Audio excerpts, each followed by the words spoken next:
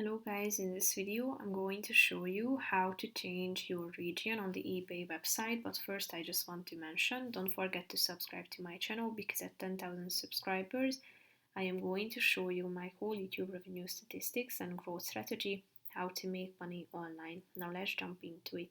First of all, open the website on your device, and after that you should tap on this eBay button at the top to go to your home screen. Then you should scroll down to the bottom, and here on the right side down below you can find this eBay sites section, so tap on the current one, and here you can find the available options, so tap on the relevant one, and after that at the top you can select the language as well. So basically that's it. You can set the ship to section and the language can be selected at the top.